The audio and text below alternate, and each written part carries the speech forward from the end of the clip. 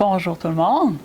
Aujourd'hui, le titre, c'est « Construire un nouveau temple ». J'ai pensé vous faire peut-être un petit témoignage,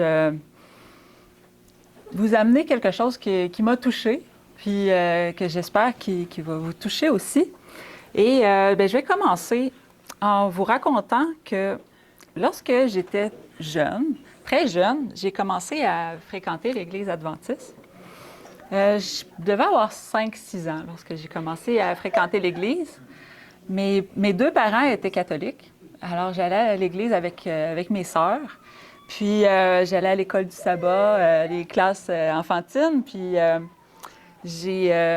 j'apprenais toutes sortes de choses que je connaissais pas vraiment. Là. J'apprenais à lire des histoires, il y avait un petit livret. Puis j'avais compris que pour s'approcher de Dieu, il fallait qu'on n'ait plus de péché. Donc, et puis que s'il y a quelque chose qui m'arrivait, si je mourais en traversant la rue, quelque chose comme ça, je ne sais pas, dans mon esprit d'enfant de 7-8 ans, qu'est-ce qui se passait. Mais j'avais compris qu'il ne fallait plus qu'il me reste aucun péché si je voulais avoir la vie éternelle. Donc, je priais régulièrement que Dieu pardonne mes péchés. Puis, à un moment donné, ça en est devenu une prière presque, je dirais, compulsive, parce que j'avais toute la journée, plusieurs fois dans une journée, j'allais le demander. À chaque fois que j'y pensais, à chaque fois que j'avais fait quelque chose, je demandais à Dieu, pardonne mes péchés. Mais je disais que ça, pardonne mes péchés, sans dire absolument lequel. C'était comme une peur que j'avais, qui en reste un, puis que je sois perdue à cause de ça. Donc, je faisais des prières constamment pour ça. Puis, je me souviens même, je me revois encore montant, ma chambre était dans le sous-sol, je montais l'escalier, puis dans l'escalier, je m'arrêtais, puis je demandais à Dieu, pardonne mes péchés. Comme si, je sais pas, ça devenait peut-être un peu compulsif, je dois l'avouer. Mais n'ayant aucune assurance du salut, je vivais constamment ce qui est décrit dans le temps de détresse de Jacob, dans le chapitre 39 de la Grande Controverse. Si jamais vous l'avez lu, ça parle du temps de détresse. Puis, je pense que c'est ce que je vivais, un temps de détresse. Mais je n'avais pas la connaissance de la miséricorde de Dieu. Et donc, aussi, je n'avais pas la bonne motivation pour sonder mon cœur, pour essayer de chercher quelques fautes ou quelques péchés. C'était seulement dans la crainte d'être rejeté de Dieu. Puis, je voulais, par-dessus tout, avoir la vie éternelle. J'avais compris que c'est ça qu'il fallait que je fasse pour l'avoir. Alors, je vivais torturée à l'idée que mes péchés me priveraient de la vie éternelle, plutôt que de la crainte de jeter de l'opprobre sur le nom de Dieu. Parce que dans le chapitre 39, le temps de détresse de Jacob, le peuple, à la fin, va avoir peur d'avoir un péché quelconque dans son cœur et qui va jeter un discrédit sur Dieu, enlever la gloire à Dieu. Alors, c'est pas du tout ce qui m'animait. Vers l'âge de 14 ou 15 ans, je pense que c'est l'été que de mes 14 ans, j'ai lu le livre Project Sunlight de June Strong. C'est un livre qui est en anglais. Je m'étais lancé un défi de lire des livres en anglais. Et puis, j'ai découvert dans ce livre-là, je ne sais pas s'il y en a parmi vous qui le connaissent, mais en tout cas, je vous le recommande. Maintenant, il y a une autre couverture, il a été réédité plusieurs fois. Mais j'ai découvert la tendre sollicitude de notre Père céleste. Et pas seulement la sienne, mais aussi celle de toute l'armée céleste qui est au service de Dieu. Mon cœur a fondu. Vraiment, quand j'ai lu ce livre-là, j'ai compris que Dieu m'aimait. Et la crainte que j'avais de Dieu, elle s'est estompée. Peut-être pas qu'elle a disparu, mais j'ai compris que Dieu m'aimait et qu'il envoyait ses anges pour rassembler son troupeau. Et que même les anges se préoccupaient de nous, qui qui étaient au service de Dieu sans penser à leurs propres choses, à s'occuper de leur petit coin, de leur petite maison. Je ne sais pas comment ils vivent, les anges, mais on dirait qu'ils sont vraiment préoccupés par notre salut. Puis ils se dévouent à ça, puis ils sont dans l'obéissance à ce que Dieu leur demande. Puis j'ai eu envie, moi aussi, d'être au service de ce grand monarque de l'univers. Et puis, j'avais la conviction que nous étions plus qu'un grain de sable dans l'univers perdu et qu'on n'était pas le fruit du hasard, mais plutôt le fruit de quelque chose de réfléchi et d'un projet d'amour que Dieu avait pour la race humaine. Mais c'est pas toujours facile de garder ses convictions à l'adolescence face à la pression des amis ou même du système d'éducation, parce que dans notre système au Québec, il n'y a pas beaucoup place à la création, au créationnisme ou à exprimer l'amour de Dieu. C'était plus les histoires de la Bible. En tout cas, moi, je connaissais peut-être à travers Jésus de Nazareth, là, le film. C'était...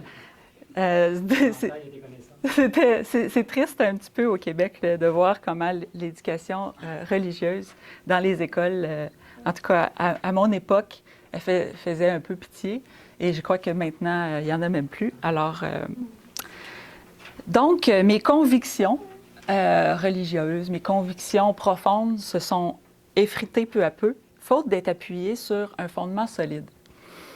Et j'ai bien aimé lire le livre La Genèse ou l'Antimite de Jean Flory, plutôt. C'est un livre qui parle de la Genèse et de la création et pourquoi Dieu a expliqué dans le premier chapitre de la Genèse la création du monde de cette façon-là. Et ça m'a vraiment fortifiée d'avoir lu ce livre-là. Et mais ma connaissance de la Bible, elle passait surtout par la lecture des belles histoires de la Bible. C'est la série de 10 livres de M. Arthur Maxwell. Mais malheureusement, je n'avais pas les 10 volumes. J'en avais seulement 3 ou 4. Alors, c'est ça. Mon mari et moi, on a lu cette série-là, nos enfants. Puis, c'est formidable de pouvoir peu à peu faire découvrir la parole de Dieu à nos enfants. Je vous le recommande. Si vous pouvez avoir accès à ces livres-là, c'est merveilleux. Mais je dois dire que ce n'était pas suffisant pour l'adulte que j'étais devenue. J'avais besoin de plus de profondeur. Un jour, beaucoup plus tard, des témoins de Jéhovah sont venus cogner à notre porte. On était, Sébastien et moi, on vivait à Sainte-Foy. Il y a des témoins de Jéhovah qui cognent à notre porte. Et, bien, vous savez, c'est facile de dire qu'on est en désaccord avec quelqu'un. De juste dire, ben moi, je ne suis pas d'accord avec ce que tu crois. Mais ce n'est pas suffisant de dire ça. Il faut savoir pourquoi. Il faut pouvoir l'appuyer sur quelque chose. Et je dois avouer que cette visite hebdomadaire nous forçait à étudier la Bible, à ouvrir la Bible et chercher. Puis j'ai vraiment, à ce moment-là, cherché par moi-même. Même si on était ensemble, Sébastien et moi, là, je pense que c'est à ce moment-là que j'ai vraiment, peut-être à cause de ma nature estineuse, que je n'aime pas avoir tort, alors je cherchais dans la Bible des arguments. Mais Dieu, il se sert de ça pour... Il se sert de nos traits de caractère pour aller nous chercher. Puis il m'a obligée à me plonger dans la lecture de la parole de Dieu. Puis, vous savez, à cette époque-là, parce que je suis vieille, il n'y avait pas vraiment d'Internet facile. C'était pas comme aujourd'hui où est-ce qu'on peut juste chercher un verset, où est-ce que dans la Bible, ça parle de tel sujet. Mais j'avais quand même une bonne Bible. J'avais la Bible Louis II, la rouge, là, avec les parallèles au milieu.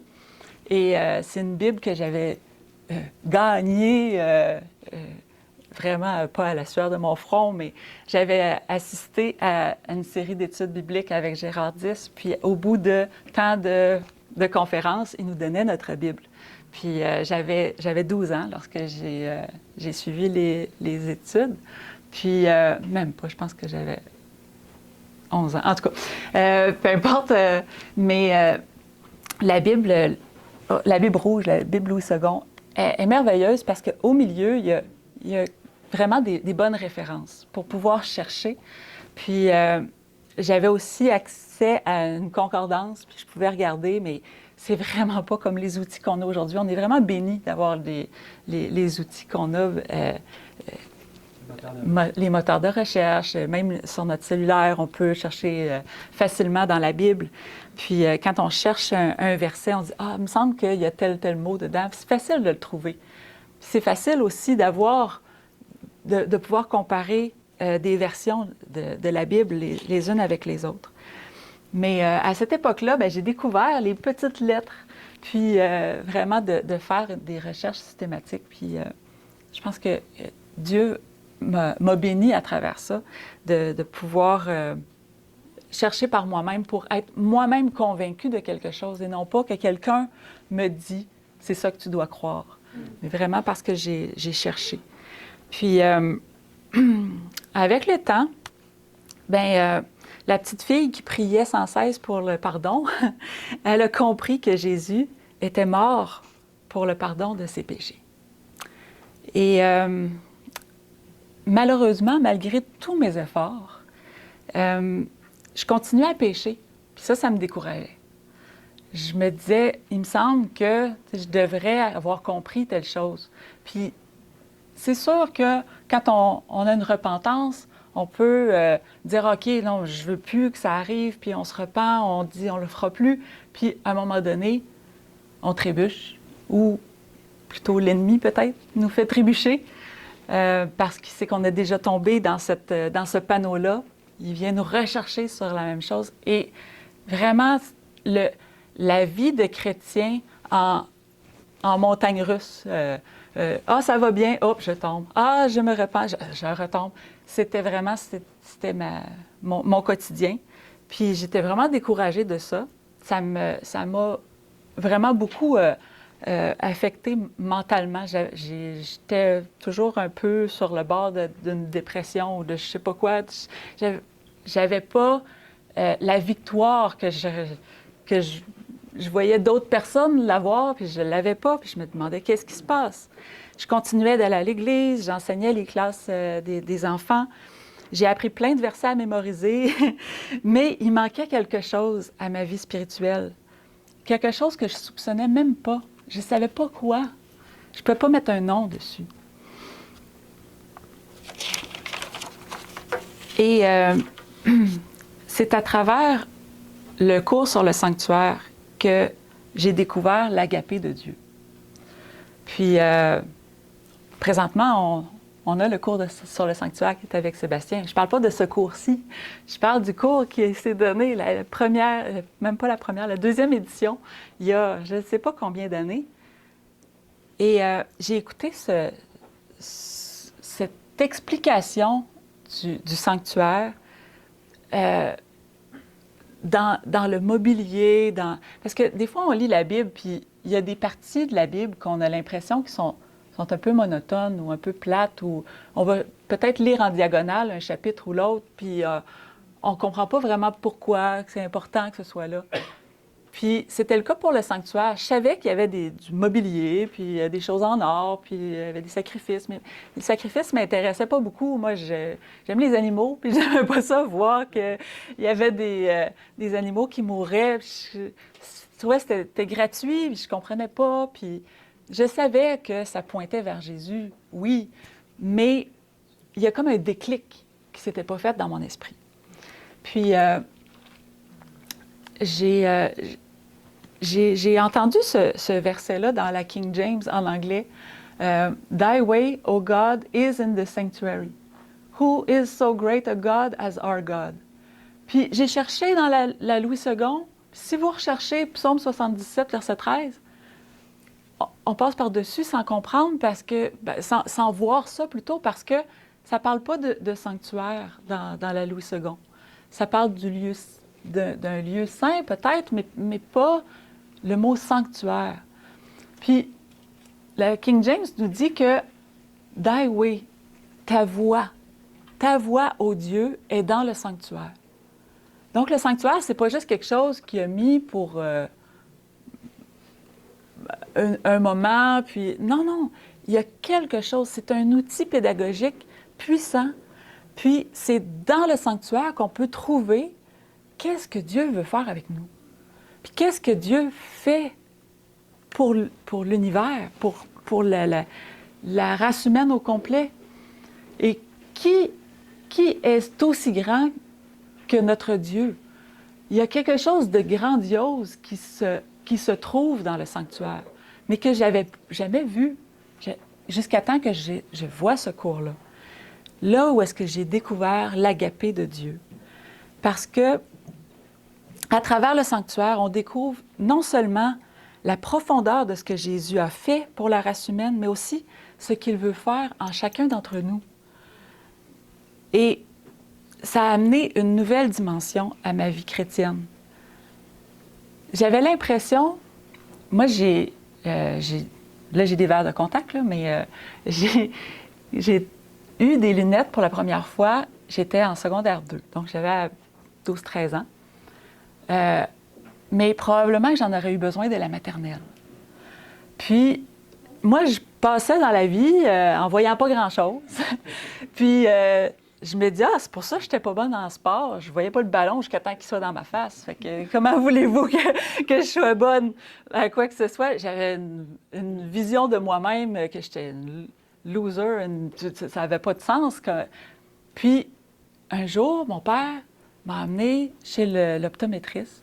Puis on fait avec des machines, on fait voir des lettres, OK. Puis je reviens quelques semaines plus tard, et quand j'ai mis les lunettes, hein? C'est quelque chose, hein? Vous voyez ça, vous autres? Moi, je voyais pas ça. Puis c'est quand je suis sortie dehors, puis que j'ai vu les brins d'herbe. Je les avais jamais vus. Moi, c'était comme un tapis vert avant. les arbres, c'est comme une boule verte, là. C'était pas... Je voyais pas les feuilles, je voyais pas tout ça. Puis, je me dis, les aveugles qui ont été guéris par Jésus, ça devait être ça aussi. Waouh! C'est donc bien beau, la création de Dieu. Puis, j'ai l'impression que le cours sur le sanctuaire, c'est ça que ça a fait pour moi. Waouh! L'agapé de Dieu, la profondeur de ce qu'on peut comprendre sur l'amour de Dieu, sur son caractère, quand on lit la Bible, puis je pense que à chaque fois qu'on lit la Bible, on découvre quelque chose. Mais on dirait qu'il y a des moments, des déclics comme ça, où est-ce que c'est comme si on avait des nouvelles lunettes, où est-ce qu'on voit encore mieux. Puis la découverte de l'agapé, ça m'a fait voir chaque verset de la Bible comme une autre lumière. C'était merveilleux. Puis, de savoir que Dieu a un plan pour moi. C'est un plan d'amour. C'est pas un Dieu qui essaye de nous repousser parce qu'on est pécheurs. C'est plutôt le contraire. Il veut nous attirer à lui.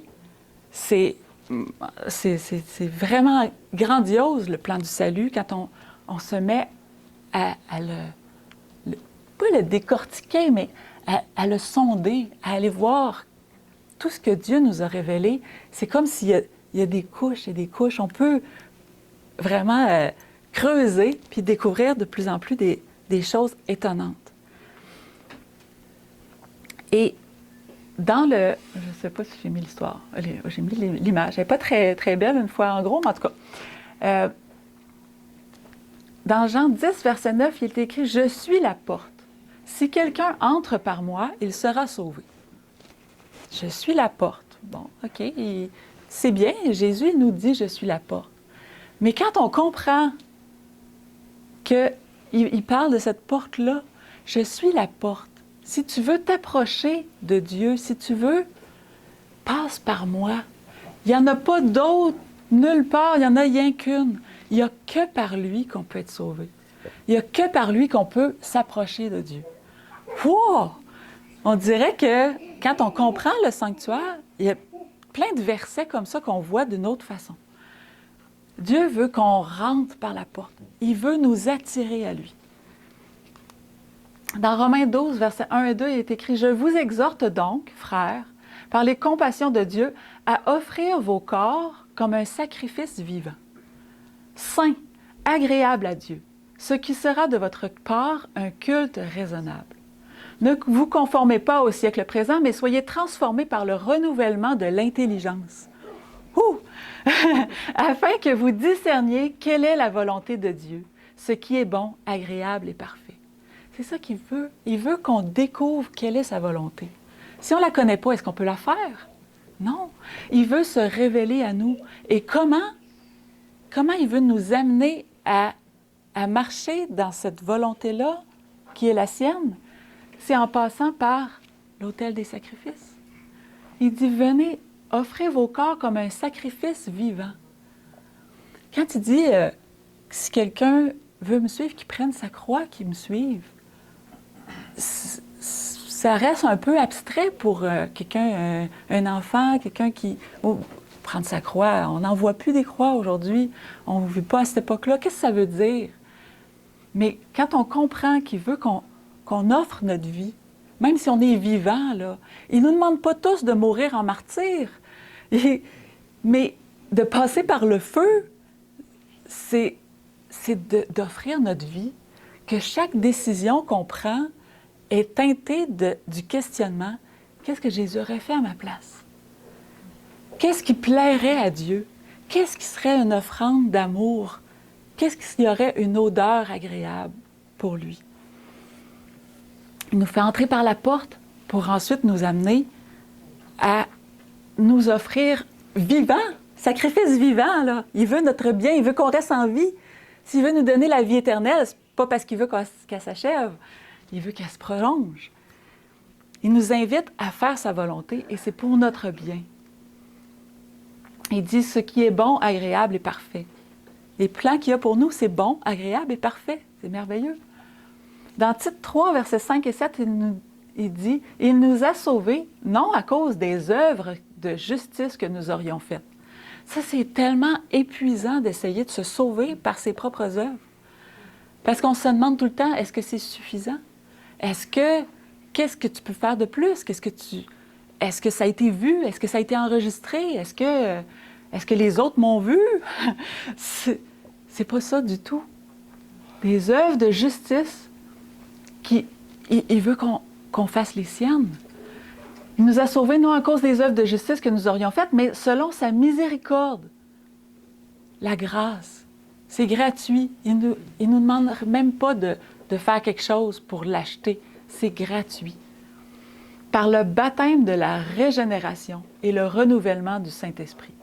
Dans la régénération, si vous séparez le mot, là, régénération, une nouvelle génération. Quand tu génères quelque chose, c'est quelque chose de nouveau. Il veut nous régénérer parce qu'on va devenir une nouvelle création entre ses mains. Une nouvelle créature, nous est dit dans la parole de Dieu, avec quelqu'un qui marche en nouveauté de vie. Donc, le Saint-Esprit qu'il a répandu sur nous avec abondance par Jésus-Christ notre Seigneur. Quand Dieu donne, c'est avec abondance. Afin que, justifiés par sa grâce, nous devenions en espérance héritiers de la vie éternelle. Il nous invite à toujours continuer d'avancer. Justifiés par sa grâce. Vous savez, il change nos affections.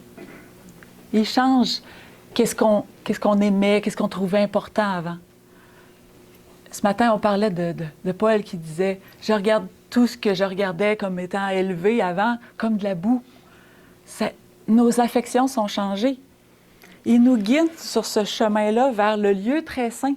Très saint. Comment est-ce qu'on pourrait, nous, en tant que pécheurs, s'approcher de ce lieu très saint et vivre?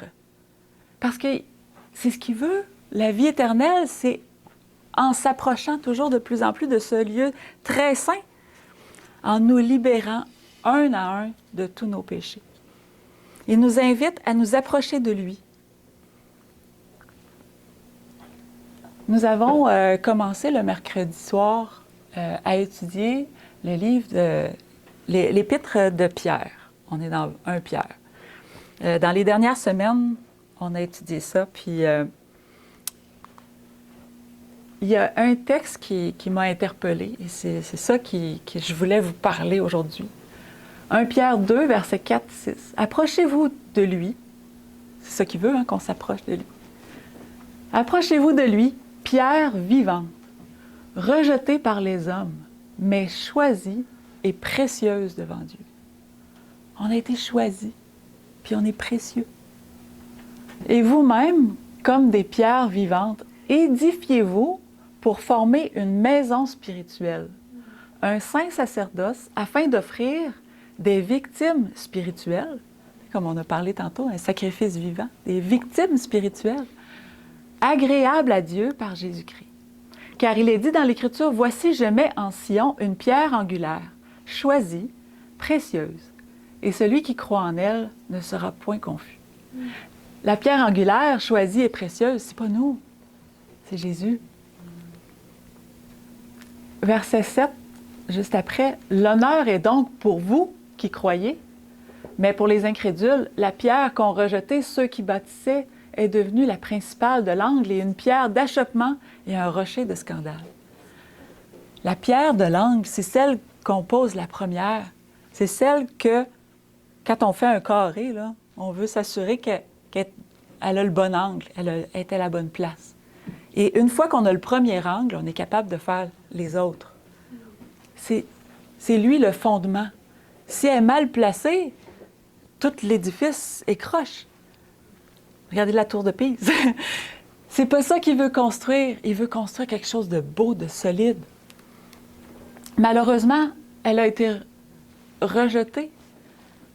Dans Ésaïe 28, verset 16, il était bien dit, « C'est pourquoi ainsi parle le Seigneur, l'Éternel. Voici, j'ai mis pour fondement en Sion une pierre éprouvée, une pierre angulaire de prix, solidement posée. Celui qui la prendra pour appui n'aura point hâte de fuir. » Donc, on va pouvoir vraiment s'appuyer sur cette pierre-là. Une pierre qui a été éprouvée. Est-ce que Jésus a été éprouvé? Est-ce qu'il a été trouvé léger ou trouvé assez le bon poids? On parle des fois que c'est lui l'étalon de mesure. Toutes les pierres sont mesurées selon cette pierre-là. Elle a été éprouvée. Elle a du prix et elle a été solidement posée. Vous savez, ici, quand on lit dans 1 Pierre qu'on est des pierres vivantes, ça a été écrit par qui? Pierre. Par Pierre. Est-ce que c'était son nom, on dirait son nom de naissance? Mais non, c'était Simon. Pourquoi est-ce qu'il s'appelait Pierre? C'est Jésus qui lui a donné ce nom-là. Puis il dit que... Oui, non, c'est tentant de dire ça, mais il a dit à Pierre, lorsque tu seras converti, affermis tes frères.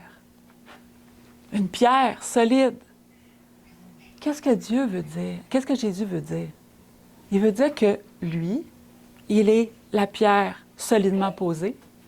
Et quand Pierre va être converti, qu'est-ce qui va se passer? Elle va être posée par-dessus. Et là, il va pouvoir affermir ses frères. On va pouvoir bâtir. C'est ce que Dieu veut faire avec chacun d'entre nous.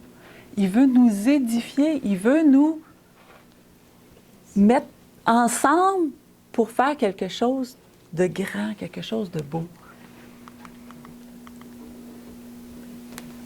Éphésiens 2, verset 20-22, il est écrit « Vous avez été édifiés sur le fondement des apôtres et des prophètes. » Le fondement, c'est Jésus, oui, mais qu'est-ce qu'il y a par-dessus? C'est ce qu'il a placé. Il a placé des pierres solides pour qu'on puisse s'ancrer dessus, puis qu'on devienne cette Église, cet édifice qui rêve. Vous avez été édifiés sur le fondement des apôtres et des prophètes, Jésus-Christ lui-même étant la pierre angulaire. Et en lui, tout l'édifice, bien coordonné, s'élève pour être un temple saint dans le Seigneur. En lui, vous êtes aussi édifiés pour être une habitation de Dieu en esprit. En lui, vous, c'est nous. Nous sommes invités à être posés par-dessus ce fondement-là, puis à devenir ces pierres vivantes-là qui deviennent ce temple saint où est-ce que Dieu peut habiter. Son temple, c'était quoi? C'était un endroit, il dit, moi, je veux, c'est mon tabernacle, un lieu où est-ce que je veux habiter avec les hommes, parmi les hommes. Quand on voit le sanctuaire dans le désert, il y avait au centre le sanctuaire et tout le tour, bien ordonné, il y avait chacune des 12 tribus. C'est la même chose qu'il veut faire ici. Il veut habiter en nous, au milieu de nous. Mais le temple qu'il veut ériger est formé de ces pierres. Ces pierres-là, nous sommes ces pierres vivantes-là. Dans la leçon du mercredi, il y avait ce petit texte, cette petite note par rapport aux pierres vivantes. J'aimerais vous la lire. Cette vie vient du Christ, le rocher vivant, sur lequel les croyants, en tant que pierres, sont édifiés, recevant la vie du fondement, le Christ. Quand on est posé sur cette pierre angulaire-là, c'est la même image que lorsque Jésus parle du sceptre avec les sarments. On est comme greffé sur cet édifice-là.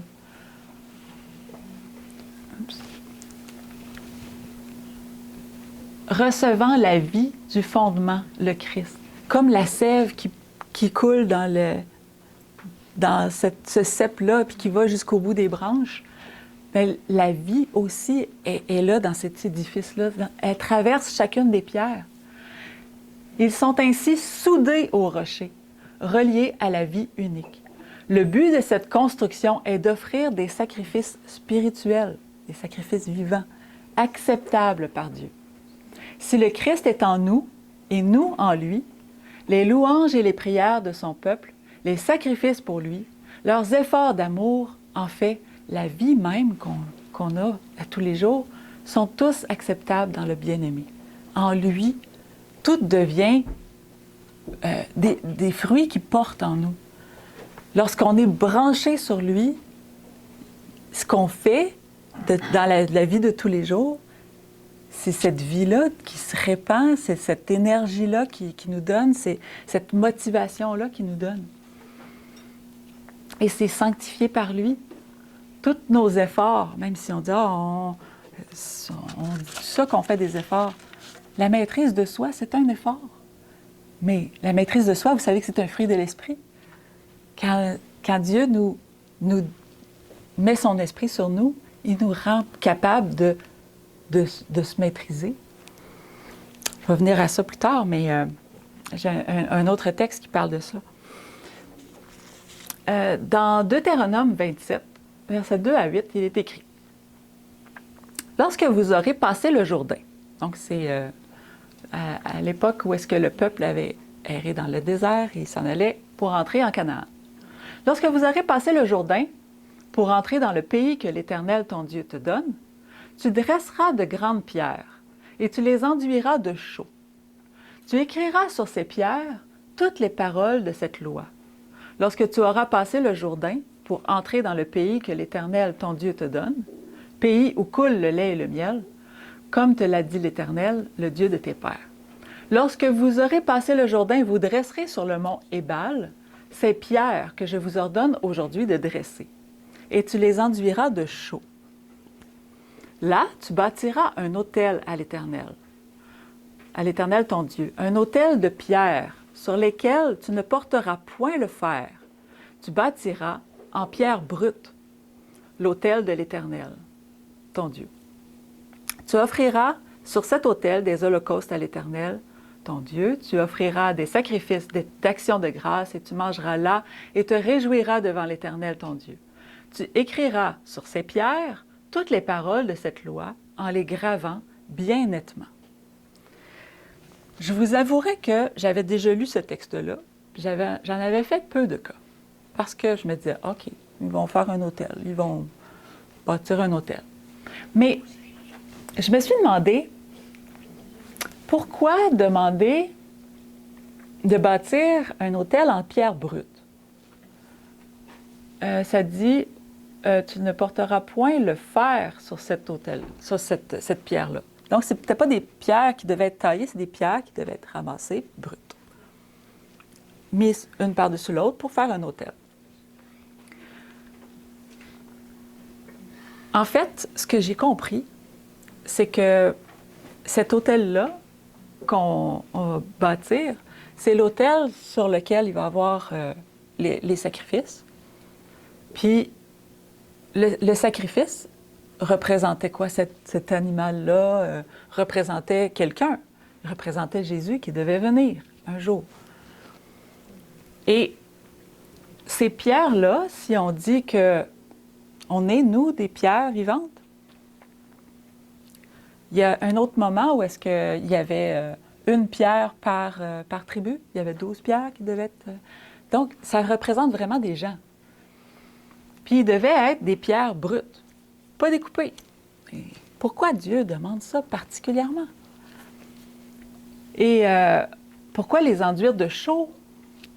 Qu'est-ce que ça vient faire là-dedans? Je vais juste regarder si j'ai... Oui, non, OK. Alors, ce que j'ai trouvé dans mes recherches, c'est que ces pierres-là représentaient Jésus. Jésus, c'est une pierre brute. C'est une pierre qui n'a pas besoin d'être polie. Elle a été choisie, elle est parfaite, elle a un grand prix, comme ça. Puis, chacune des pierres, chacun d'entre nous, on est représenté par Jésus à ce moment-là, dans l'autel. Quand on regardait sur... j'ai pensé avoir mis l'image, mais je ne l'ai pas. Mais quand on rentre, puis il y a l'autel, c'est nous qu'on a dit tantôt qu'on allait s'offrir comme des sacrifices vivants.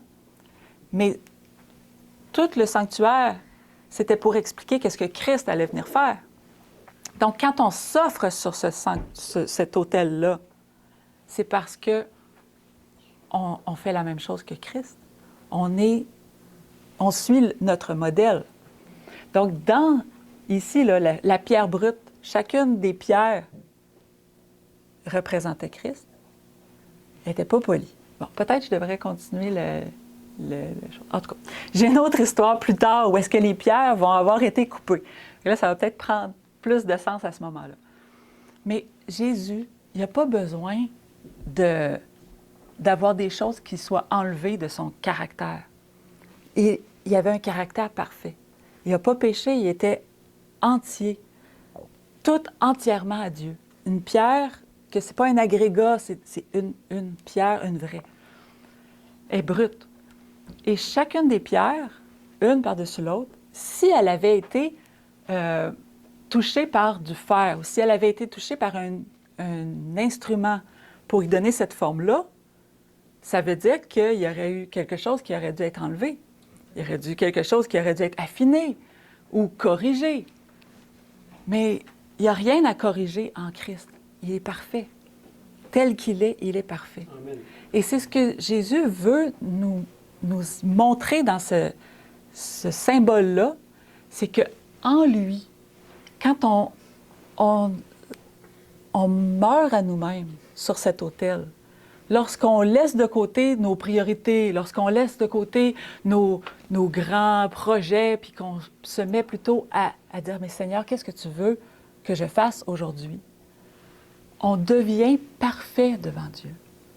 Une belle pierre brute, parfaite qu'elle est. Pas besoin de la modifier. Parce que c'est ce que Dieu veut, qu'on soit dans cette écoute à tous les jours. qu'est-ce que tu veux que je fasse aujourd'hui pour toi? Qu'est-ce qui serait pour ta gloire? En ça, on devient parfait pour lui. Puis on peut faire partie de cet édifice-là, on va l'appeler comme ça parce que c'est quelque chose qui a été édifié, cet autel-là. Puis pourquoi l'enduire de chaux? Quelle couleur que c'est la chaux? C'est blanc. Donc, peu importe quelle couleur la pierre avait, elle devient blanche. Lorsqu'on va entrer, comme le peuple d'Israël, quand il est entré en Canaan, il avait passé le Jourdain. Hein? Ça bien dit, lorsque vous avez passé le Jourdain. Passer le Jourdain, c'était le symbole d'un baptême, de la vie passée est de l'autre côté. Et là, maintenant, c'est une nouvelle vie qu'on entame en Canaan. C'est la même chose pour nous. Cette invitation-là est la même pour nous. Lorsqu'on va laisser derrière tout ce qui est du passé, l'autre côté du Jourdain, puis qu'on va vouloir entrer dans cette nouvelle vie avec Dieu, dans le pays merveilleux qui nous promet où coule le lait et le miel, cette pierre brute qu'on est, elle va être revêtue de quelque chose de blanc. J'ai été frappée par cette image où est-ce que, wow, dans les détails, Dieu veut nous revêtir de sa justice. La pierre toute brute revêtue de la justice de Christ. Puis qu'est-ce qu'il fait sur cette pierre-là? Il écrit sur ces pierres toutes les paroles de cette loi, en les gravant bien nettement. Tout à l'heure, ce qu'on a lu le verset dans Jérémie, c'est 31, 30, je crois, ou 30, 31, 30. Qu'est-ce que Dieu veut faire en nous? Il dit, j'écrirai dans vos cœurs ma loi. Je serai votre Dieu et vous serez mon peuple. C'est ça qu'il veut faire avec nous. Il veut qu'on devienne ces pierres vivantes, ancrées en lui, recouvertes de sa justice et sur lesquelles est gravée très nettement sa loi. Pourquoi elle serait gravée nettement, sa loi? C'est parce que ça devient notre propre loi. Elle est écrite sur la pierre, sur cette pierre-là. Il nous a tellement transformés en nous recouvrant de cette belle chaux blanche-là, puis en laissant derrière tout ce qui était l'Égypte, tout ce qui était le péché, tout ce qui était la vie d'avant. Cette loi-là, elle devient la nôtre. Et quand on connaît la loi, puis que c'est notre loi, on la fait, on l'obéit. L'autre, le texte que j'avais pour vous ici, c'était dans « Heureux ceux qui », c'est la page 120. C'est écrit « Le Christ, la parole en qui Dieu révéla sa nature, sa loi, son amour et sa vie, est le seul fondement sur lequel nous puissions édifier un caractère inébranlable. » Quand c'est gravé en nous, c'est quelque chose de profond, ça devient toute notre motivation, notre être. Un caractère inébranlable. Nous bâtissons sur le Christ quand nous obéissons à sa parole. Le véritable juste n'est pas celui qui se contente d'aimer la justice, mais celui qui la pratique. La sainteté n'est pas une extase, elle est le résultat d'un abandon total à Dieu et de l'accomplissement de sa volonté. Lorsque les enfants d'Israël campaient à l'entrée de la terre promise, il ne leur suffisait pas de connaître le pays de Canaan et de chanter des louanges à Dieu. Cela ne pouvait les faire entrer en possession des vignes et des oliviers de ce merveilleux pays. Celui-ci ne tomba pas entre leurs mains que lorsqu'ils l'occupèrent par l'exercice d'une foi vivante en Dieu. Et quand ils ont eu confiance dans la promesse que Dieu allait leur donner ce pays-là, qu'il allait chasser toutes les autres qui occupaient déjà ce pays-là. C'est lorsqu'ils ont eu cette foi vivante en Dieu, s'appropriant ses promesses et obéissant à ses instructions. Cette même invitation-là, elle est pour chacun d'entre nous, de croire à ses promesses. Croire que le pays où coule le lait et le miel, ce pays merveilleux-là, ça peut être à notre portée. Si on lui fait confiance, si on exerce une foi vivante en Dieu. Exode 20, verset 25 est écrit « Si tu m'élèves un autel de pierre, tu ne le bâtiras point en pierre taillée, car en passant ton ciseau sur la pierre, tu la profanerais. » Ouais, voyons donc, profaner la pierre en passant le ciseau dessus. Comment ça? Vous savez que Jésus, lorsqu'il a été mis sur la croix, ça dit qu'il n'y a aucun de ses os qui a été brisé. C'est une offrande entière. On profane la pierre lorsqu'on se dit « Ouais, mais moi, là, je pense que je peux corriger la loi de Dieu. Je pense que la loi de Dieu n'est pas tout à fait parfaite. Je veux la faire à ma façon. » Je prends mon ciseau, puis je dis « Ah oui, mais ce que Dieu me demande, trop compliqué, j'aimerais mieux faire comme ça. » Et en corrigeant le plan de Dieu, on profane la pierre. On se met, nous, comme si on était meilleur, supérieur à Dieu. Si ça, c'est pas profaner la pierre parfaite qu'est Jésus, vous serez comme Dieu. Vous serez comme des dieux, oui, c'est ça la promesse ou le mensonge de Satan. Quand on veut faire modifier quelque chose que Dieu fait en pensant qu'on est mieux.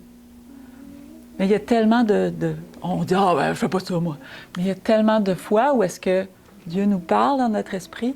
« Ah, ouais, non, je pense que je vais faire ça à la place. » C'est parce qu'on dit « Ma volonté est meilleure que celle de Dieu. » Dans 1 Roi 6, verset 7, il est écrit « Lorsqu'on bâtit la maison celle-là, hein, on se servit de pierres toutes taillées. Et ni marteau, ni hache, ni aucun instrument de fer ne furent entendus dans la maison pendant qu'on la construisait. » Lorsque Salomon a fait construire le temple, il a utilisé des pierres, des belles pierres blanches, et ils ont été les chercher dans une carrière non loin de là. Mais chacune des pierres devait être découpée, taillée, avec des instruments à l'extérieur de l'endroit où est-ce qu'on construisait. Là, je me suis dit, mais là, ça n'aurait pas dû être en pierre brute. On a dit tantôt que si on passait le ciseau sur la pierre, ça la profanait. Alors là, j'ai vraiment eu un moment où est-ce que je cherchais. Dieu ne peut pas se contredire. Donc, il faut sonder les Écritures, chercher pourquoi. Puis, j'ai trouvé quelque chose. C'est ce que j'aimerais vous partager maintenant. Si vous trouvez que c'est farfelu, OK, ça ne me choquera pas. Mais je crois que Dieu, il m'a montré quelque chose, puis je suis peut-être pas la seule à l'avoir trouvé, mais moi, j'ai trouvé que c'était merveilleux.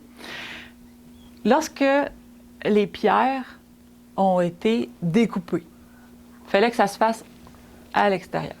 OK? Mais quand elles étaient apportées, il n'y avait plus de retouches à faire dessus.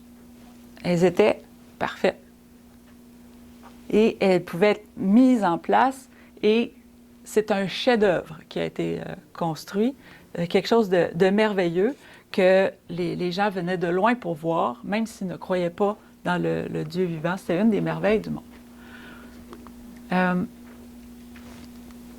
Ici, je vous ai mis les deux images. Ça, c'est celui qu'on a vu tout à l'heure, qui était le nomade dans le désert.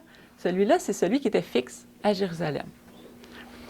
Il y a une différence entre les deux, n'est-ce pas? Les pierres sont tout le tour. Là où est-ce que c'est la clôture, autrement dit. Les pierres qui ont été taillées, ce n'est pas les pierres de l'autel, c'est les pierres de l'édifice. C'est pas où est-ce qu'on offrait les holocaustes qu'on parle des pierres. C'est les pierres ici, là. Lorsqu'on bâtit la maison, pas lorsqu'on bâtit l'autel, c'est la maison dont on parle. On s'est servi d'outils pour tailler des pierres, pour édifier ce grand monument qui est le temple de Jérusalem. Donc, mon questionnement, c'était pourquoi est-ce qu'elles étaient taillées alors que la parole de Dieu disait, même Dieu lui-même disait de ne pas faire ça. Mais ce ne sont pas des pierres qui ont servi à faire l'autel, ce sont celles qui ont servi à faire la maison, le temple. OK, ici. Je vais vous le montrer après l'autre image. Ceux qui ont fait des mathématiques, qui se souviennent de leurs mathématiques, vont peut-être me trouver comique. Mais Salomon a demandé que les pierres soient taillées à l'extérieur et amenées là pour pas que ça trouble la paix du lieu de construction qui était le temple de Dieu.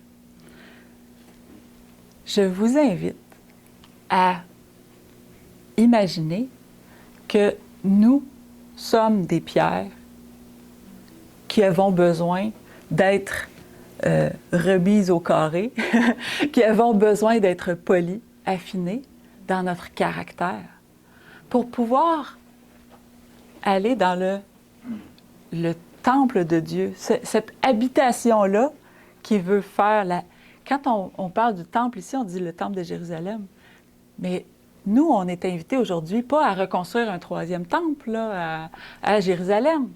Le temple qu'on est en train de construire, c'est celui qui est dans la nouvelle Jérusalem, celui qui est au ciel. Et lorsqu'on va passer d'un endroit à l'autre de cette terre jusqu'à la nouvelle Jérusalem, notre caractère doit avoir été affiné pour aller dans cet édifice-là. Et c'est pour ça qu'on ne parle pas de l'autel.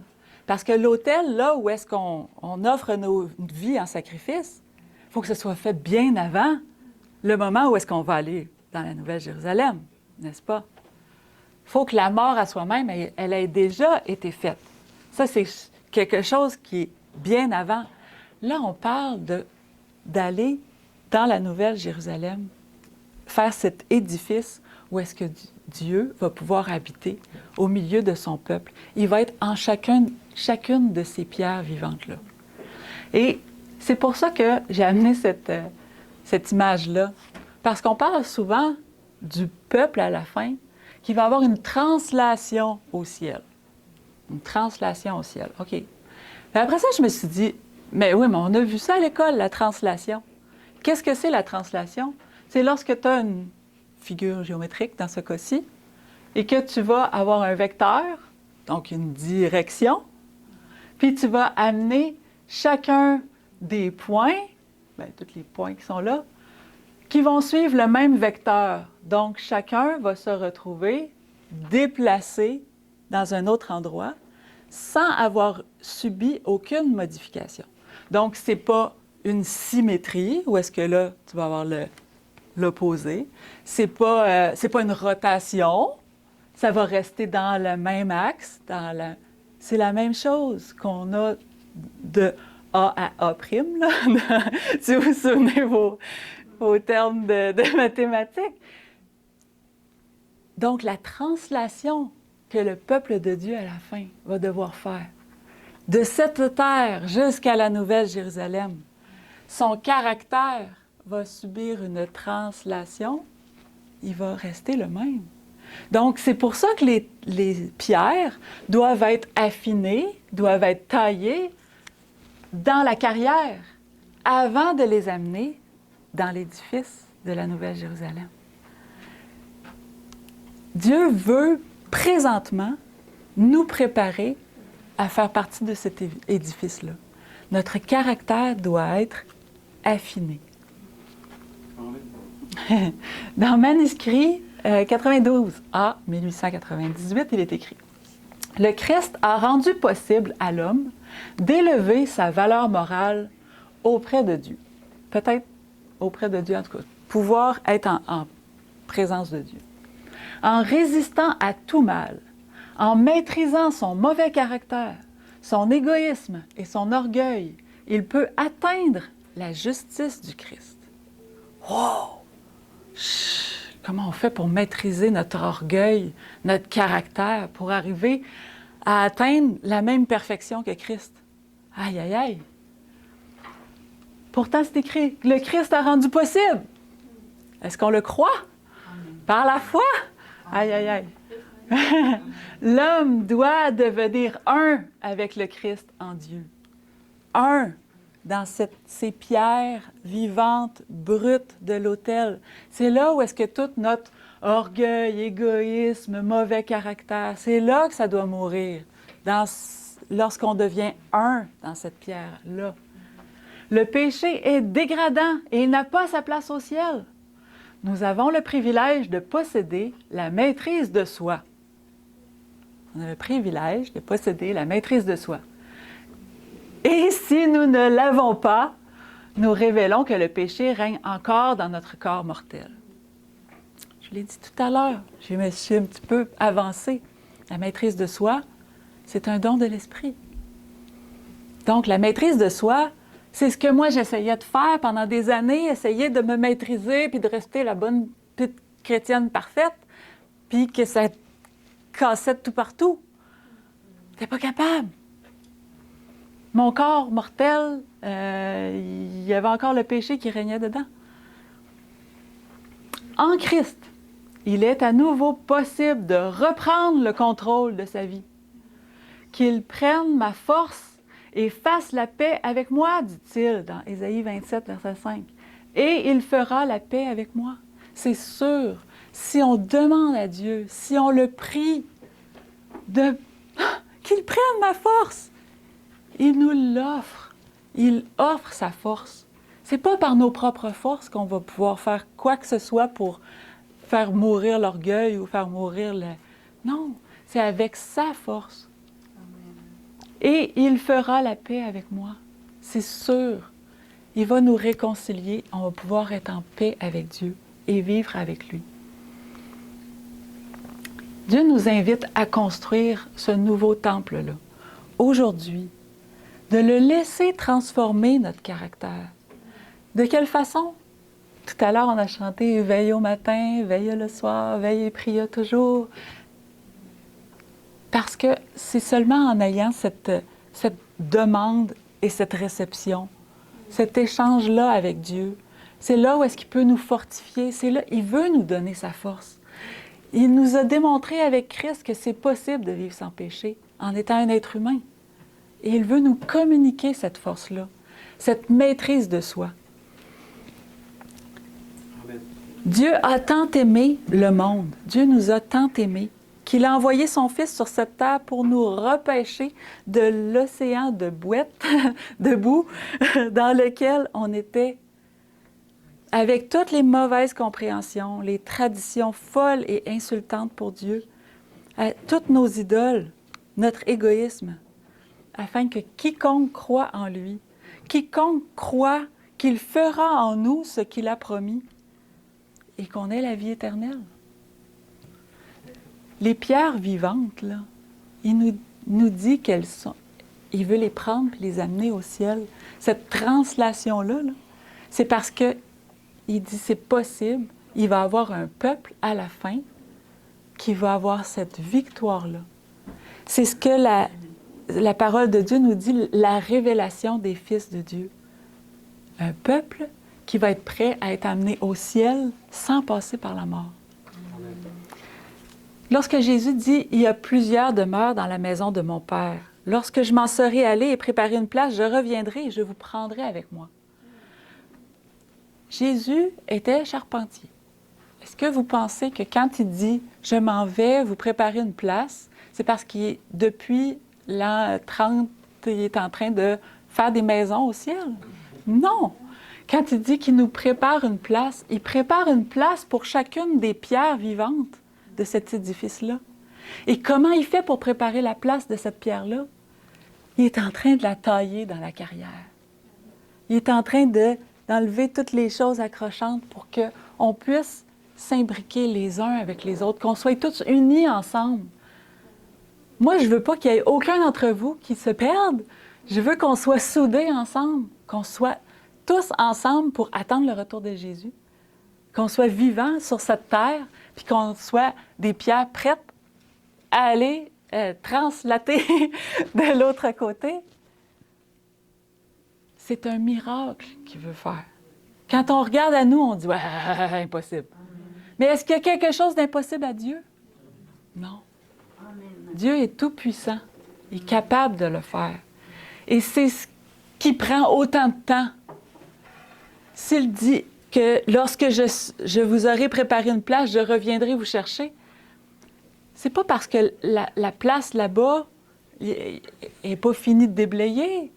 C'est parce qu'il est en train de préparer une place pour chacun d'entre nous. Il est en train de nous donner à chacun d'entre nous la victoire sur le péché. Puis on doute, malheureusement, que c'est possible. Il y a un petit texte que je voudrais vous lire dans « Puis le sanctuaire sera purifié ». C'est à la page 49. Il est écrit « Le Seigneur a donné à son Église des capacités et des bénédictions afin qu'elle puisse présenter au monde une image de sa plénitude, afin que son Église soit accomplie en lui, un représentant continuel d'un autre monde, à savoir le monde éternel. Des lois qui sont plus hautes que les lois de la terre. Son Église doit être un temple construit selon la ressemblance divine. Et l'architecte céleste a apporté du ciel son roseau d'or pour mesurer, afin que chaque pierre soit taillée et équarrie selon la mesure divine, et polie pour qu'elle brille comme un emblème du ciel, lançant de tous côtés les rayons lumineux et éclatants du soleil de justice. Wow! C'est ce plan-là qu'il y a pour chacun d'entre nous. Qu'on puisse rayonner, faire rayonner son caractère sur la terre. Je vous invite à le croire, mais surtout à vous l'approprier, cette promesse-là. Croire que c'est ce qu'il veut faire pour chacun d'entre nous. Il veut nous donner la victoire sur chacune des... Il n'y a pas de « Ah oh non, mais moi, c'est mon caractère » ou « J'ai toujours été comme ça ». Non! Taillé, équarri, poli, c'est ce qu'il veut faire avec nous. Arrêtons de le retenir, de retenir sa main et de dire « Non, non, non, je ne veux pas ». Laissons-le travailler notre caractère. Faisons-lui confiance. Il dit « Aussi vrai que le temple de pierre et de matériaux précieux dans l'ancienne Jérusalem était la merveille du monde, de même l'univers s'émerveillera devant la splendeur du tabernacle, l'Église sur la terre, le corps de Christ, lorsqu'il deviendra vraiment la demeure de l'Esprit. » Laissons-le habiter dans notre cœur. Présentement, il est à la porte. Il dit « Je frappe ». Qu'est-ce qu'on attend pour le laisser entrer, souper avec lui, puis le laisser nous parler, comme les disciples d'Emmaüs qui buvaient ses paroles, puis qui disaient « Non, non, va-t'en pas, reste avec nous ce soir. » Qu'on puisse vraiment passer du temps de qualité avec Dieu et le laisser nous transformer, nous modeler, nous ciseler, puis nous faire une pierre précieuse dans son édifice au ciel. C'est la prière que j'ai pour chacun d'entre vous. Je ne sais pas si vous voulez vous mettre à genoux avec moi pour demander ce miracle pour chacun d'entre nous.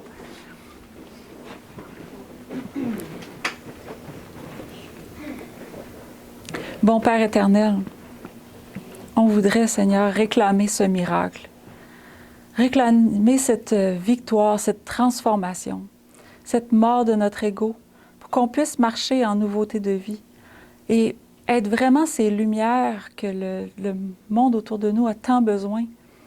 Pas parce qu'on va le produire de nous-mêmes, mais parce que toi, Seigneur, tu vas nous avoir polis, taillés. Tu vas avoir mis en nous cet amour, cette confiance, cette foi parfaite, que tu veux nous transformer, que tu as des projets de bien pour nous et que le projet que tu as pour nous, ce n'est pas la mort, ce n'est pas la vie de misère qu'on a ici. C'est une vie merveilleuse. C'est un endroit où est-ce qu'il n'y aura plus jamais de larmes, il n'y aura plus jamais de deuil. Bon Père, on soupire après ce temps, mais on comprend que c'est notre résistance qui fait que tu ne peux pas revenir. Seigneur, brise notre résistance. Fais qu'on puisse se laisser transformer, modeler parfaitement entre tes mains parce que tu es un travailleur, un artisan tellement habile. Tu ne veux pas nous faire de mal, tu veux seulement nous rendre plus purs, plus brillants, plus conformes à ton caractère. Seigneur, c'est vraiment ce miracle qu'on réclame, chacun d'entre nous. Transforme-nous à ton image, au nom de ton Fils Jésus. Amen. Amen.